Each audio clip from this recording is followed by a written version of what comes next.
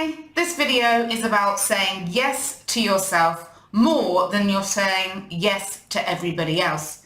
It's so important to be able to say no to other people and yes to yourself. One, it's showing you that you respect yourself, that your needs and your health and your happiness are a priority for you.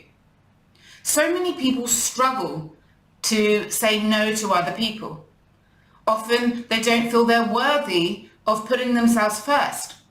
Or somehow along the line they've got confused that putting yourself first means you're selfish.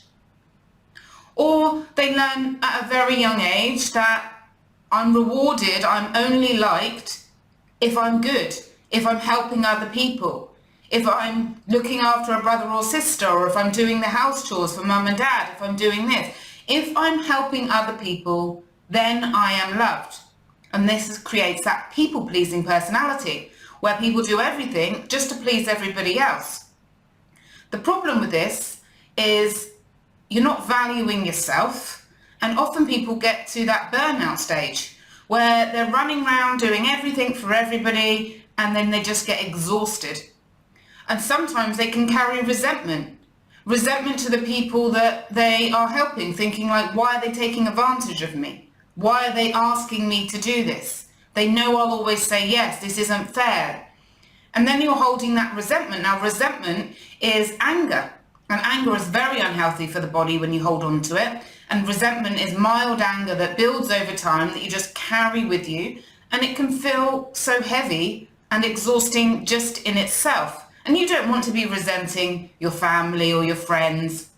You want to be able to say no and look after yourself and help where you can, as long as it's not going to damage you, your relationship as well, your romantic relationship, or your children's or close family needs, and where you say yes to what feels good and you're able to say no to what doesn't feel good.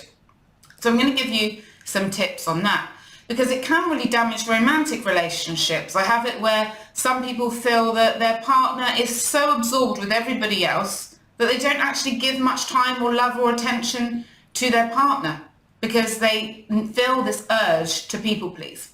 And as Dr. Gabor Mate says, if you don't learn to say no, the body can end up saying it for you.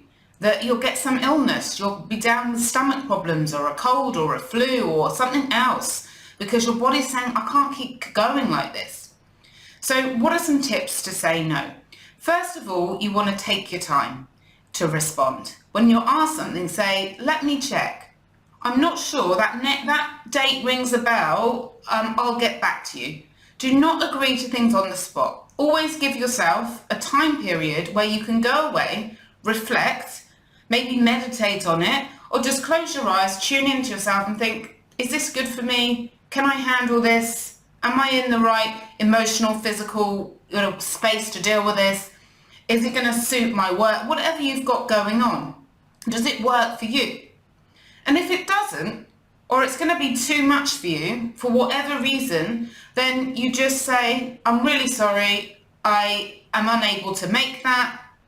Or you say, that doesn't work for me.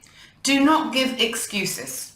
You don't want to give excuses, because then if you're lying, it doesn't feel good. Again, it's not going to be good energy for you. And two, they might try and fix your excuse. They'll say, well, you can do the gym anytime, or you can be with your children on the weekend, or you can go out with your partner another day. You don't need to do your date night. You see them every day. They can just belittle your excuse.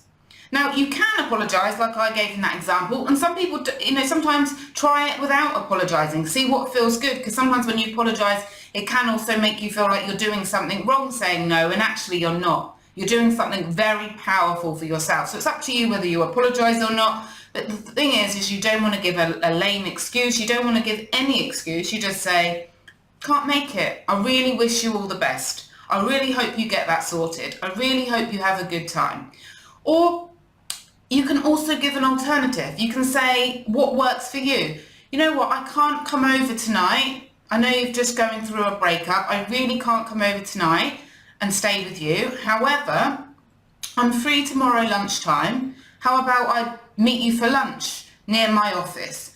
Or how about I bring you some food at lunchtime because I'm going to, I've got that hour free. Or how about, for my lunch hour, I will, go to a cafe and just give you a call for an hour then. I can speak to you for an hour then. Share what works for you. Or, I'll give you a call on the way back from the gym. I've got 15, 20 minutes in the car, then I'll give you a call. Share an alternative that you can do, that works for you, that isn't going to disrupt your life and your plans and what's healthy for you. The next thing to really remember is that self-care is not a reward. Looking after yourself is not a reward. It's a necessity. It should be something that you do every single day. Now, I'll be honest with you, this is something that I've struggled with because I've always used self-care as a reward until I learned that actually I need to be looking after myself all the time. So what I used to do is be like, right, I can only relax when I've got all this work done. I can only enjoy myself and put a TV show on or something once I've done all the housework. I can only relax once I've whatever it is. And if you're doing that to yourself, you're not really showing yourself that your health and well-being is important. It's important to take breaks. It's important to look after yourself and your need. So what's the biggest reason people struggle to say no? This is fear of the relationship breaking down, fear of being abandoned, fear of someone saying, well, that's it then. You're not there for me, that's it, the relationship's over. But if you really think about that, and of course this is often an unconscious driven fear, that means that we're not often aware that we're so scared of someone leaving us, we're so scared to lose people, we're so scared. It's actually a innate built-in fear that we all have, and it gets developed through childhood. Sometimes where people learn, well, I'm only loved if I'm really good and I'm caring for everyone, or sometimes people learn, well, my mum or my dad weren't there for me and I don't want to lose anybody else because it was so painful. This fear can get bigger. But if you really think about it, if your friend or family member really loves you and is really supportive of you, they will not end your relationship if you are saying you can't help them on a few occasions, if you're setting some healthy boundaries for yourself. And if you're struggling with this, I would really love to help you. This is an area that I really help people to recover from. I have a step-by-step process to heal from the fear of abandonment.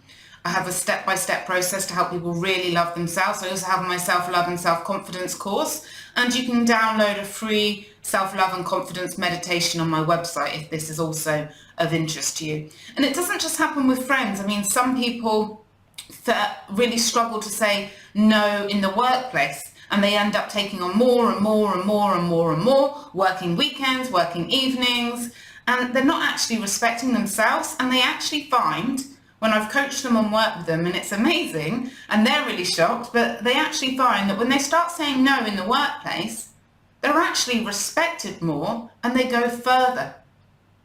They're more likely to get that promotion.